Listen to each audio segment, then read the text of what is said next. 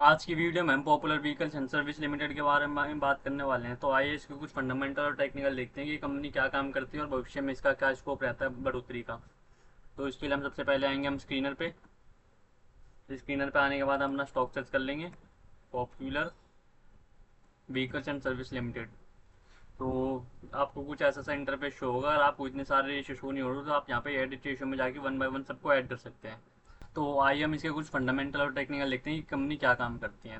तो ये company basically vehicles की डीलरशिप ओन करती है, जहाँ पे ये अपनी व्हीकल सेल करती है और सर्विस प्रोवाइड करवाती है उसके, और ये रीसेलिंग का भी काम करती है और रिपेयरिंग का भी काम करती है, जिसमें इसका इनका मेन बिजनेस तीन पार्ट से आता है, जिसमें पैसेंजर व्हीकल से आता है, थर्ड सेकंड कमर्शियल व्हीकल से, और third electric two wheeler three wheeler से आता है। इसमें तीन इसका मेजर पार्ट है। इसमें 62% इसका पैसेंजर व्हीकल से, 32% कमर्शियल व्हीकल से, और 1% इलेक्ट्रिक व्हीकल से आता है इसका टोटल बिजनेस। और इसके इंडिया में टोटल अभी तक 61 शोरूम है और 133 सेल्स आउटलेट है, और 32 प्री ओन्ड व्हीकल्स के शोरूम है। मतलब प्री ओन्ड व्हीकल शोरूम वो हो गए जैसे जो सेकेंड हैंड गाड़ियाँ होती हैं, उनके 32 शोरूम है इनके टोटल। तो ये तो हो गया कुछ इसका बिजनेस। और भी आगे हम इसके फंडामेंटल देखते हैं कि वो क्या कह रहे हैं। मार्केट कैप इसका 1700 करोड़ का, मतलब ये एक स्मॉल कैप कंपनी है। स्टॉक पी 23 का है, इंडस्ट्री पी 37 का है। तो पी रेशियो के हिसाब से स्टॉक भी अंडर वैल्यूड है। ग्राम नंबर 149 का है, करंट ट्रेडिंग प्राइस 242 का है। तो ग्राम नंबर के हिसाब से भी स्टॉक अभी ज़्यादा आगे नहीं गया है।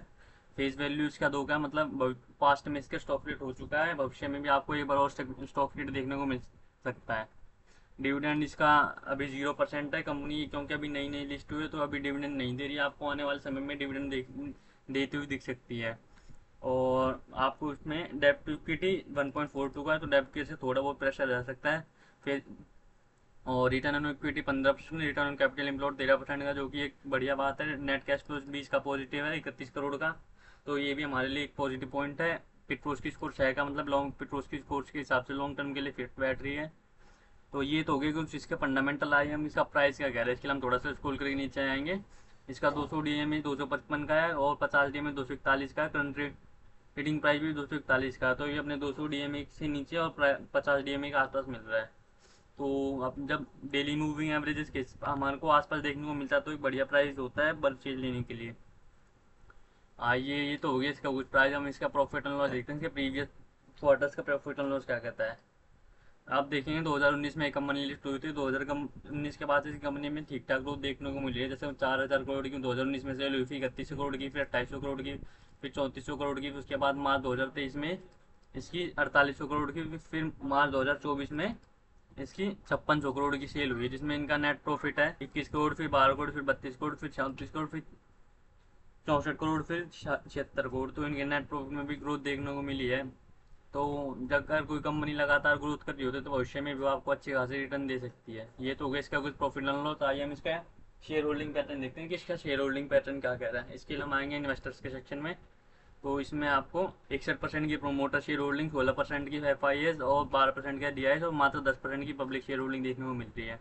और जैसा कि हमने अपनी वीडियोस में पहले भी बात किया हुआ कि अगर आपको किसी भी स्टॉक में 50% से ज़्यादा प्रमोटर शेयर होल्डिंग देखने को मिल रही है और शेयर होल्डिंग की प्लेजिंग नहीं हो रखी, और 15-20% से ज़्यादा इंस्टीट्यूशन शेयर होल्डिंग देखने को मिल रही है, तो आप उस स्टॉक में बिना किसी सोच विचार के निवेश करने का देख सकते हैं। हालांकि ये कोई एकमात्र डिसाइडिंग फैक्टर नहीं है, और भी कई सारे फैक्टर होते हैं जो किसी भी स्टॉक के प्राइस एक्शन पर प्रभाव डालते हैं। तो ये तो हो गया इसका कुछ फंडामेंटल्स। आइए हम इसका चार्ट देखते हैं, इसका चार्ट क्या कह रहा है। इसका चार्ट देखने के लिए हम आ जाएंगे ट्रेडिंग व्यू पे। ट्रेडिंग व्यू पे आने के बाद हम अपना स्टॉक सर्च कर लेंगे, popular vehicles and service limited. तो ये इसका कुछ ऐसा सा चार्ट है जो, और ये कंपनी हाल फिलहाल मेन लिस्ट हुई है, तो आपको ज़्यादा लंबा चार्ट देखने को नहीं मिलेगा। तो ये कुछ इसका बस इतना 6 महीने का चार्ट है कि इसका 6 महीने का चार्ट क्या बोल रहा है वो देख लेता हम एक बारी। तो इसका फर्स्ट सपोर्ट आता है 231 पे, सेकंड सपोर्ट आता है 206 पे, और इसका फर्स्ट रेजिस्टेंस आता है 262 पे, और सेकंड रेजिस्टेंस आता है 292 पे, जो कि इसका ऑल टाइम हाई है। और आप देखेंगे कि ऑल टाइम हाई से करंट में 17% की गिरावट पे मिल रहा है। उसका फर्स्ट सपोर्ट आता है 20% की गिरावट पे। और जब आप इसका आरएसआई देखेंगे तो इसका आरएसआई करंट में 50 के आसपास शो कर रहा है। तो और जो कि इंडिकेट कर रहा है कि स्टॉक अभी रिकवरी करने का प्रयास कर रहा है, और आपको थोड़ी बहुत बाइंग देखने को मिल रही है स्टॉक में। तो ये तो हो गया इसका कुछ चार्ट। हम मार्केट सेंटीमेंट देखते हैं कि इसके मार्केट सेंटीमेंट क्या कह रहे हैं। इसके लिए सबसे पहले हम आएंगे एनएससी पे।